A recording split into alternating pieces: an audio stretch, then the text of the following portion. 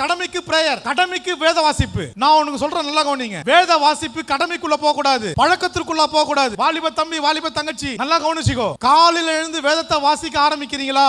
எத்தனை அதிகாரம் வாசிக்கிறீங்க முக்கியம் இல்ல, எத்தனை வசனத்தை தியானிக்கிறீங்க அதுதான் முக்கியம். எத்தனை முறை வேதத்தை முடிச்சீங்கன்னு முக்கியம் இல்ல. நீ 100 தடவை முடிச்சுக்கோ, 50 தடவை முடிச்சுக்கோ, வருஷத்துல 2 தடவையோ 3 தடவை முடிச்சுக்கோ, அது முக்கியம் இல்ல. வேத தியானிப்பு இரவும் பகலும் தியானிக்கிற மனுஷன் பாக்கியவான். அதை தியானிக்கணும். வசனம் என்னிடத்துல என்ன பேசுனது, என்னுடைய குறைகளை என்ன சொல்லுது, வேதத்தின் மூலம் கர்த்தர் என்னோடு கூட என்ன உடன்படிக்கை பண்ணுகிறார். ஜெபம் கர்த்தர் கிட்ட நீ பேசுறது, வேதம் தேவன் உன்னோடு கூட பேசுகிறது. வசனம் நம்மோடு கூட இடை போடணும். வசனத்தை விட்டு விலகிடாத. வாலிப பிள்ளைங்க கிட்ட வசனம் இல்லங்க இன்னைக்கு. உண்மையிலே பெற்றவங்களுடைய கண்டிப்பினால பையன் பைபிள் எடுத்து படிக்கிறான். படிடா படிடா படிடா படிடா 10 குத்த வேண்டியதா இருக்கு. உங்க பிள்ளைகளை, வாலிப பிள்ளைங்களை தானா போய் முழங்கால் படிக்கிறது, தானா போய் ஜெபிக்கிறது, தானா வேதம் வாசிக்கிறது நின்னு போச்சு. அவனை போய் கம்பல் பண்ண வேண்டியதா இருக்கு. ஆனா சபையில வந்து எல்லா வேலையும் செஞ்சுட்டு இருக்கிறோம். இது தப்பு தம்பி.